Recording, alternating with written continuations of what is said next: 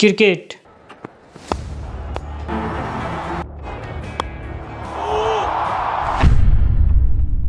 एक ऐसी खेल जो इंडिया के लिए सिर्फ एक खेल नहीं, एक इमोशन है।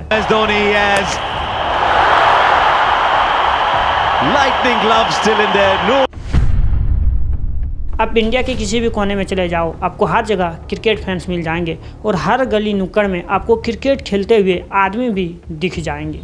जहाँ क्रिकेट को खेल नहीं, एक रिलीजियस की तरह पूजा जाता है, लेकिन उसी खेल के अंदर एक ऐसा खेल चलता है जो सबको बेवकूफ़ बनाता है।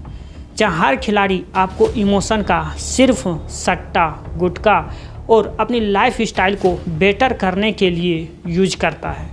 आज हम आपको क्रिकेट का एक ऐसी साइड दिखाने वाले हैं जिससे आपको अपने खिलाड़ी के ऊपर से भरोसा उठ जाएगा। कोई भी प्लेयर इतना नीचे कैसे गिर सकता है।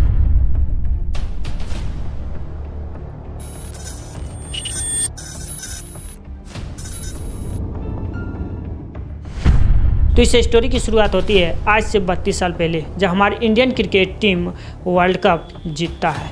इसके ठीक एक साल बाद यानी 1994 में क्रिकेट के ऊपर एक ऐसा दाग लगता है जो हमेशा हमेशा के लिए फिक्स हो जाता है, और वो दाग था match fixing. This explosive sting operation has exposed shocking links between top cricketers and bookies, triggering nationwide outrage. Protests erupting across India as furious fans.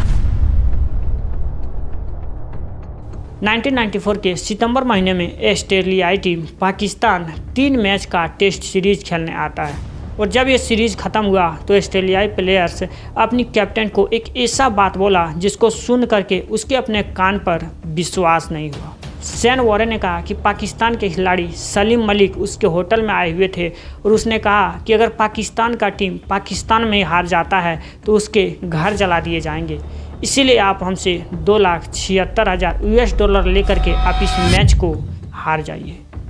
और जैसे ये बात बाहर आता है तो आम लोगों में बहुत ज़्यादा गुस्सा भर जाता है, और ये पहली बार था जब दुनिया को मैच फिक्सिंग के बारे में पता चला था। लेकिन जब ये बात बहुत आगे बढ़ जाता है तो जस्टिस फखरुद्दीन और जस्टिस मोहम्मद इस केस का इन्वेस्टिगेशन शुरू करते हैं, ताकि ये पता लगाया जा सके कि सच में मैच फिक्सिंग चल रहा है या फिर ये एक अफवाह है।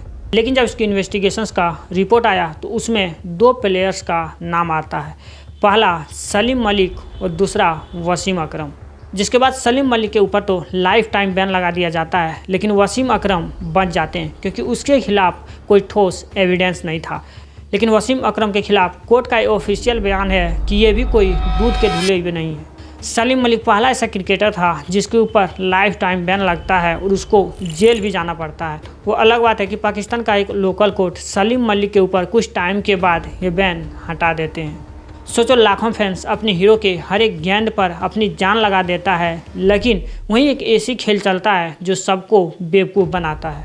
पाकिस्तान के इस इंसिडेंट के बाद लंबे समय तक मैच फिक्सिंग नहीं होती है, लेकिन इसके 3 साल बाद 1997 में मनोज प्रभाकर एक इंटरव्यू में बताते हैं, आज से कुछ साल पहले यानी 1994 में श्रीलंका में एक सिंगल सीरीज हो रहा था जिसमें मेरे टीम्स का एक मेंबर मुझे 25 लाख ऑफर किए थे इस मैच को हार जाने के लिए। आप ज़रा इमेजिन करो कि जिस देश में प्लेयर्स को एक गॉड की तरह देखा जाता है, उस खेल को रिलीजियस की तरह पूजा जाता है, जहाँ मैच हार जाने पर कई लोग खाना नहीं खाते हैं, उस देश का प्लेयर्स ये सब काम कर रहा था। जिसके बाद बहुत ज़्यादा वंडर मचते हैं और आम जनता बहुत ज़्यादा गुस्सा हो जाते हैं। जिसके बाद BCCI एक इन्वेस्टिगेशंस बिठाते हैं जिसको chief justice of India Ashwant Vishnu Chandrachud handle कर रहे थे। कई दिनों तक इन्वेस्टिगेशन चलता है और फिर अक्टूबर 1997 को रिपोर्ट आता है जिसका नाम रहता है चंद्रचूड़ रिपोर्ट। इस रिपोर्ट को मीडिया को हैंडल कर दिया जाता है और ज़्यादा बवंडर ना हो इसलिए इसको ऑफिशियली पब्लिक नहीं किया जाता है, लेकिन इसके ऊपर कई सारे सवाल उठे कि अच्छा से इन्वेस्टिगेशंस नहीं किया गया। बेसिकली इस रिपोर्ट में ये था कि सट्टा बड़े लेवल पर चल रहा है, लेकिन ये लॉ एंड ऑर्डर का प्रॉब्लम है। इसके 3 साल बाद यानी 2000 में साउथ अफ्रीका टीम इंडिया आता है 2 टेस्ट और 5 वनडे खेलने के लिए, जिसका पहला टेस्ट मैच 9 फरवरी 2000 को होना था और आखिरी ODI 9 मार्च 2000 को होना था। और जब ये मैच चल रहा था तो इसी पार्टिकुलर टाइम पर अंडरवर्ल्ड दाऊद इब्राहिम और छोटा शकील का एक आदमी था सलीम हथेली, तो ये क्या करते हैं, अपोलो टायर्स और खाना ज्वेलर्स के मालिक से फिरौती मांगते हैं। तो वो दोनों क्या करते हैं कि फिरौती देने की वजह पुलिस को कंप्लेन कर देते हैं। जिसके बाद पुलिस क्या करता है कि ये जो सलीम हथेली था उसका जो फ़ोन नंबर था उसको ट्रैक करना शुरू करता है ताकि ये पता लगाया जा सके कि इसकी कनेक्शन कहाँ कहाँ है।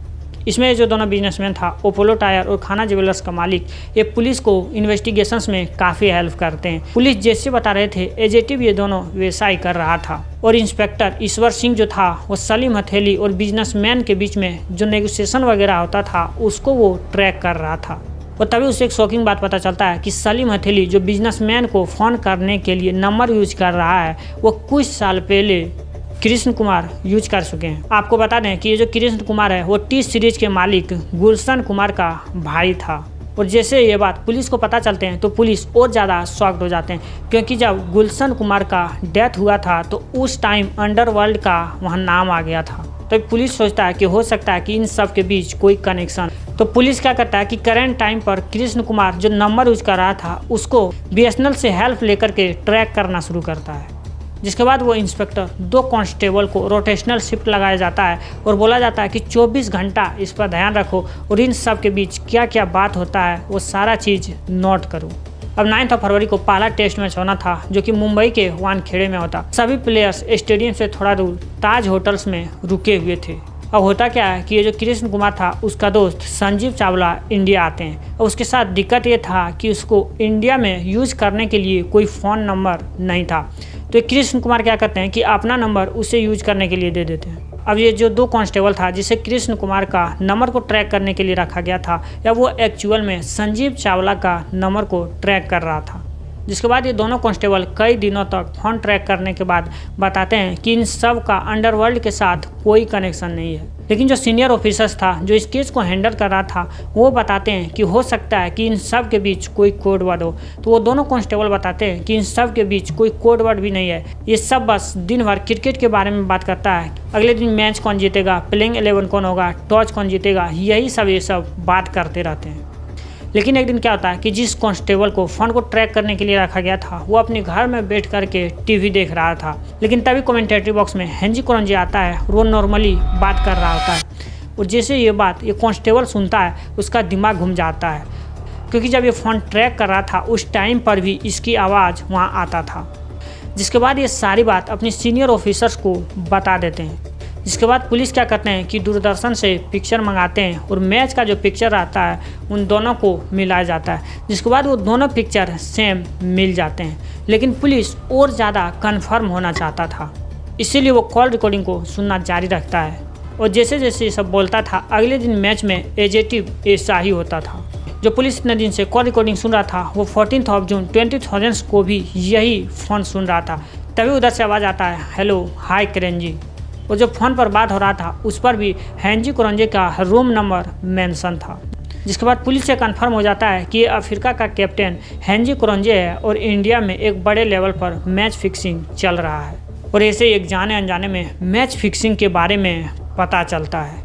लेकिन सवाल ये उठता है कि क्या आज भी इंडिया के अंदर मैच फिक्सिंग चलता है? क्योंकि जब IPL के अंदर कोई भी खिलाड़ी अनएक्सपेक्टेड तरीक़ा से परफॉर्म करते हैं तो लोग बोलते हैं कि अरे भाई ये तो हमको पता है कि ये मैच फिक्स है। बट देखिए इसका कोई ठोस एविडेंस नहीं है कि मैच फिक्सिंग चलता है। लेकिन ये ज़रूर कहा जा सकता है कि आज भी इंडिया में सट्टा को एक बड़े लेवल से प्रमोट किया जाता है। भले ही आज फैंटेसी ऐप बैन हो गया हो, लेकिन तब पर भी इंडिया में आज सट्टा एक बड़े लेवल पर चलता है। दोस्तों अगर आप इस वीडियो को यहाँ तक देखें तो आपको दिल से धन्यवाद, और इस वीडियो को ज़्यादा से ज़्यादा शेयर करें। क्रिकेट का एक डार्क साइड भी है जो हम लोगों से हमेशा छुपाया जाता है। और इस वीडियो को लाइक ज़रूर करें और ऐसे डॉक्यूमेंट्री वीडियो के लिए इस चैनल को सब्सक्राइब ज़रूर करें। जय हिंद, वंदे मातरम।